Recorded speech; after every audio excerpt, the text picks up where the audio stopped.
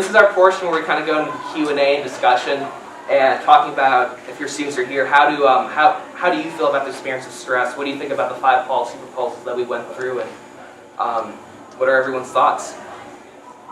Does anyone want to start us off?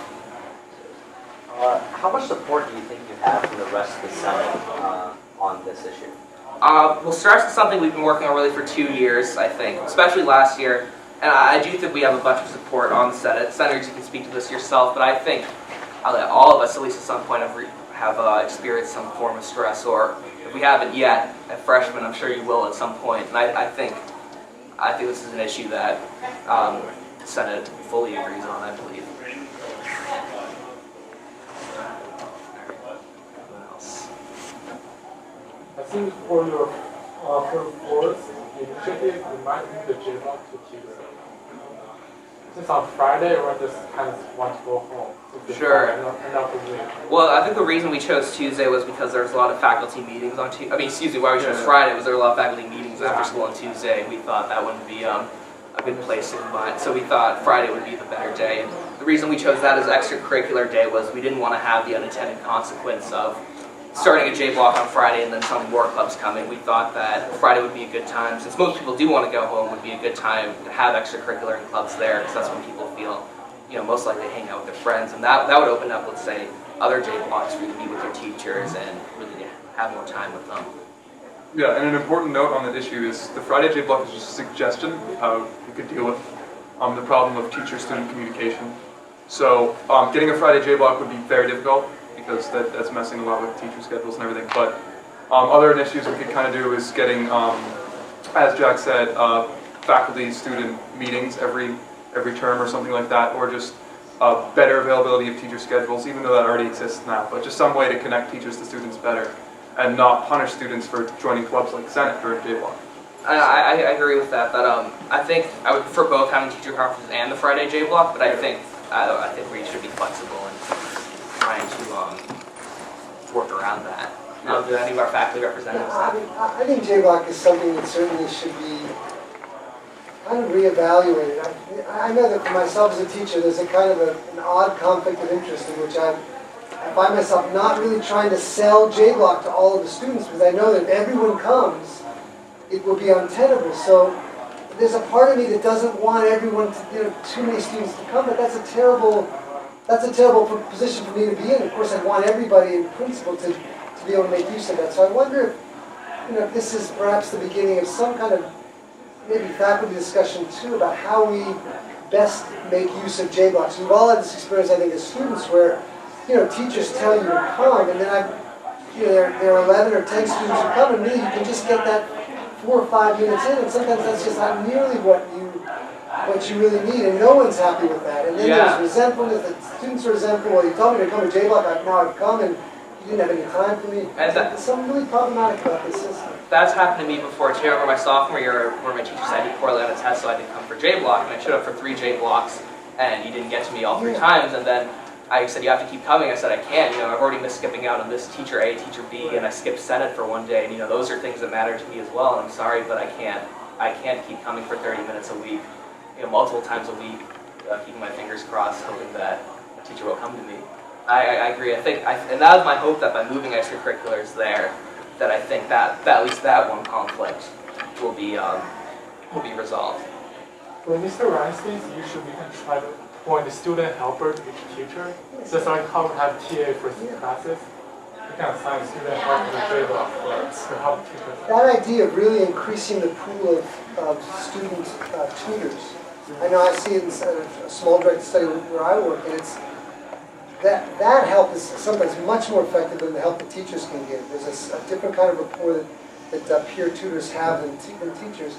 But that idea, that may be something that can be born in the South Senate to create a kind of, you're using the language of war, but maybe an army of peer tutors. Yeah. That can be part of this, this program. And that could reduce stress as well and relieve some of the pressure from burden for teachers. And I agree. I think one thing actually, I entered in a program earlier this year for AP people who were jumping from Curriculum 1 to AP US. And that's actually one thing I did. That was a peer tutor that I would stick around on Monday J-Blocks, and anyone that come in, I'd help them. I agree. I think it would actually relieve the burden of the teacher that I work with, because suddenly this line of 10 students suddenly really shortened, because I was able to, all you three, you guys all had a problem with this test. Come on, come over here. I've done this test before. I'll show you what how to get through. And I agree. I think if we have students who are willing to commit to being TAs and peer tutors, I think that would be very effective in solving that problem. Nathan, I saw a hand over there. So yeah, I think also one of the problems with students going to teachers that has been mentioned is that JBlock often conflicts with like clubs and sports and such. I don't know how feasible this idea is, but I know my mom's a teacher at Weston High School. I know it was at least proposed there. But to have maybe 20 or 30 minute free time in the morning before classes start.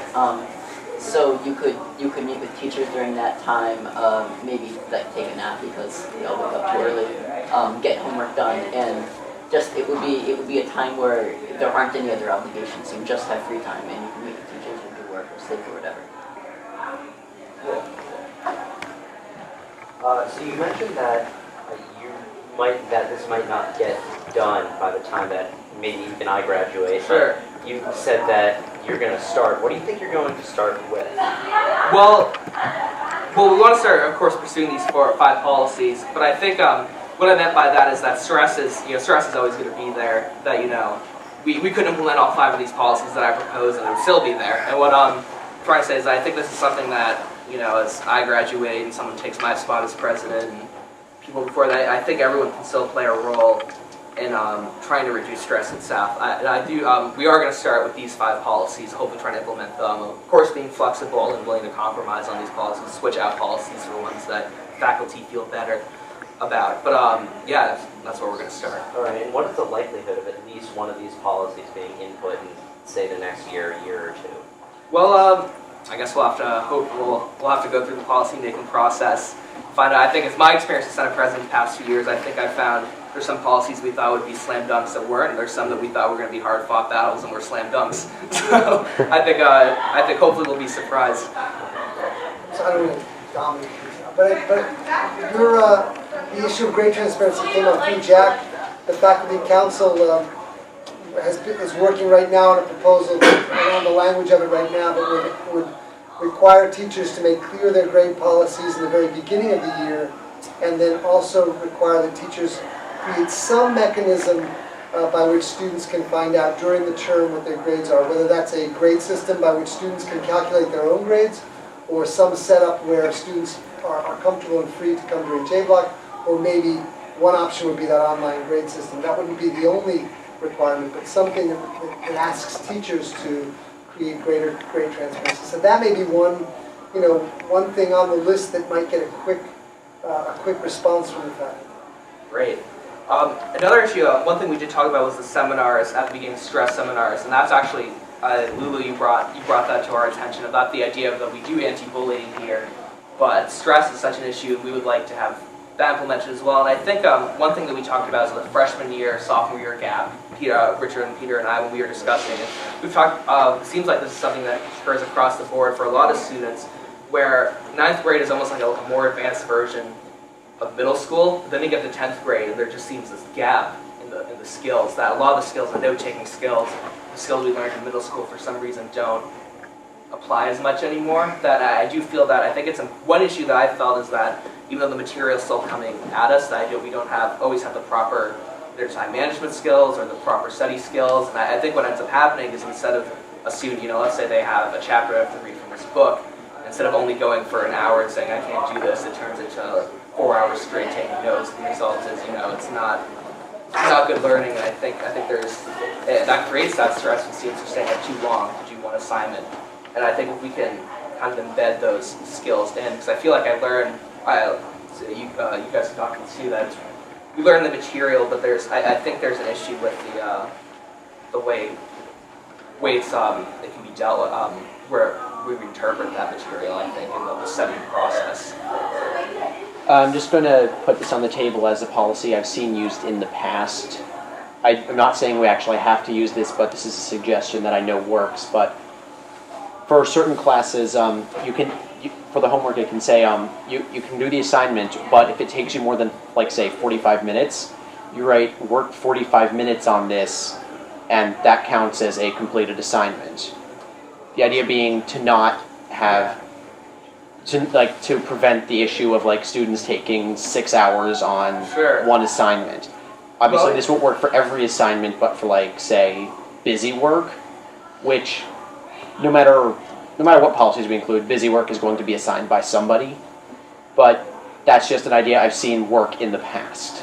Well, my only, I think that's a good suggestion. My only issue to that is I feel like it doesn't necessarily deal with the fundamental problem that, you know, you can do an assignment in 45 minutes, but that doesn't, at the end of the day, if you, for example, if, I already used the history example, if I get some math homework, you know, if the issue is you don't understand the material, let's say, or, you know, your skills aren't as, maybe this example applies more to history, so I'll go back to that. But for example, your note-taking skills, you know, you can work through it for 45 minutes and say, you know, done, I didn't do it, but that still doesn't solve the fundamental problem. Let's say that your note-taking skills aren't as good as they should be, or, no, but I still like that suggestion though, but I'm worried that it might not, it still doesn't get to the core. I'm just saying this was Yeah. something that worked in my 8th grade math Oh, class. yeah, that's what I was going to say. Yeah, I think Mikhail was there as well. Yeah.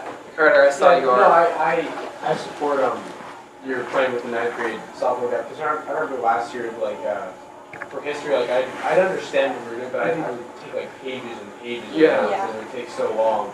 And then that's just not necessary, but, like, I didn't really know what I was supposed to do, so I copied it. Yeah, and I think I've had that experience too, where you know, whether it's English or history or something, where you take notes and notes and notes, and then they're ineffective notes, and they took you, say, 3-4 hours to do or something, and that I think that's just ineffective. What my history teacher does, which I think is really helpful, is he tells us a specific idea on what we should be taking notes on, so we don't just rewrite the entire textbook.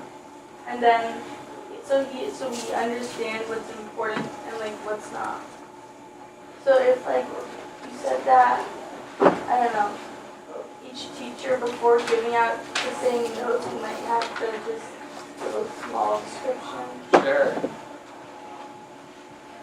Also, I mean, this is kind of relevant right now, but I think that there should be sort of a more clear time period when, like, mid-years should happen. Like, we should make a dedicated setting for mid-years.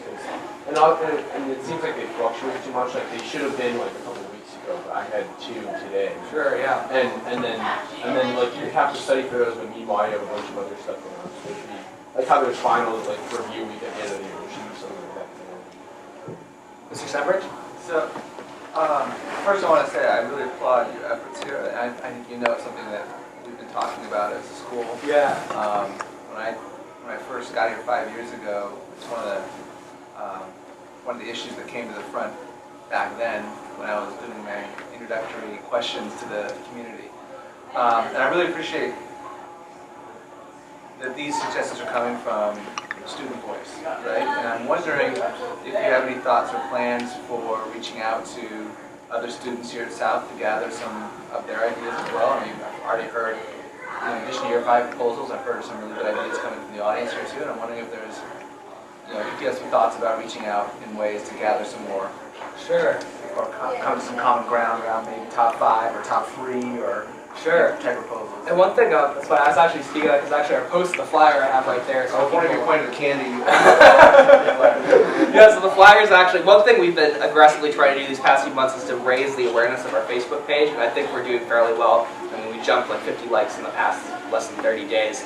And I think that's one of our most effective ways, because we do a lot of surveys through there, we do a lot of questions through there, and I think that's definitely, in the past, that's been our most effective way for reaching out to students. Our hope is that we can keep trying to get more people to like that page. Because I think an issue right now is 50% of those likes are about alumni, another 300 are current students here. So one of our biggest plans is trying to get that page running. Another thing we do is that it kind of goes on and off. We use this thing called we have our own advisory program where we send senators out to their advisories to solicit ideas, if necessary to do surveys.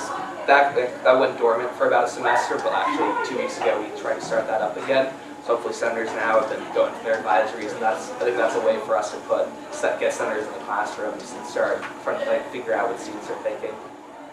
Yeah, and that seems like it's one of the more important parts, is getting backing from the students to say that these are important. And if we can prove that, then that just has so much more weight in faculty council. And so that I'm hopefully going to take that on as kind of a personal issue, being the PR secretary, so I can just walk up to students and say, are these issues? And I mean, I have done it already. And almost every single student says, yeah, sometimes my teacher can't meet with me during J block, or I'm after school, I have a sport that starts at 5 o'clock and I'm sitting in the hallway trying to write down my homework and stuff like that. But so we're very confident they're out there, that these problems exist. But getting testimonials and surveys, I'm taking a stats class now, so the coworker getting a non-biased survey with hopefully hundreds of students that's not through Facebook. Just kind of learning that that's not okay, but hopefully a good survey. It depends on the surveys we've run. We've had some really good surveys. Exactly. We've also had some weird surveys. There are some surveys that don't get a lot of people. Some of our Facebook surveys have been really successful, but I know people doing sophomore speech usually just tell their friends, hey, take a survey for me. And our surveys on Facebook have not done that, fortunately, because I agree. It's such a broad scope. I think our surveys have been a little less slanted because we do post it, we share it on Facebook. Yeah. And I agree, it's not just take our friend. But I agree though, it would be nice to get advisories, because I still think there are some slants in some of our surveys. Guys, I was thinking to get more aggressive initiative. If you guys get out there with posters and posting about Facebook and get the survey question going, and then everybody else can see it, make public announcements. Yeah. So that's what we have, the speaker system, QR code. and then you can get more and more people get involved and get people to do it. Yeah, and there are events we can do that at, like the club fair coming up on Friday. Yeah, we can have a little food. And then we were planning on doing that too. So advisory group, get testimonies, posters, public announcements in the morning. I think you guys can really get more people involved in the process. Another thing is that if you can take out ads for asking these questions and stuff in the programs for the South Stage plays, you'll often get hundreds of people going to see the play. A good portion of them students and friends of the cast. The cast will see the play. All the students there will see the play. The parents will see the program. Oh, okay, sure. So using South Stage as a way to advert. Yes, just using the program for that would be a good way to get out to the community. Buy ads for the newspaper. Just buy a full-page ad. One thing I like to talk is more about the library idea, because that was actually of the 5 policies we were talking about, and that was my personal favorite, and extending the library's hours. Because I know, Richard, we were talking about this stuff, we had opportunities where we had to stay after school, and then at least I walked around and I went, oh wait, there's no textbooks anywhere for me to use, because the library's closed down.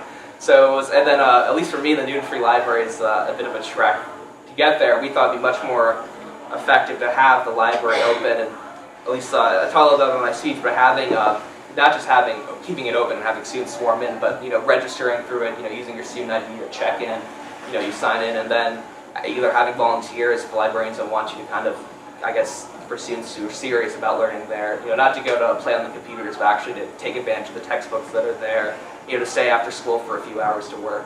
If the librarians are not, if they're not warm to that idea, is it possible that you could still satisfy the need by either collecting a group of textbooks, having a different room perhaps that might be, I don't know, you might have to work with the administration for that, but but it may not be either library or nothing. There may be somewhere to satisfy that need of a quiet space for working with the textbooks. And also maybe other rooms like 6167 maybe could be opened up after school, or a commons room or something. We just need a place to go. So it may be a teacher in there. You need some, I guess you do need a teacher, but just a study room.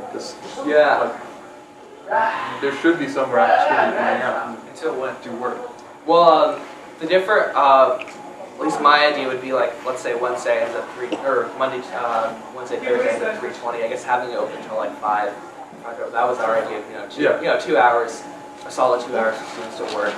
I think maybe 2. I guess Friday or Tuesday if students want just a 2-hour block.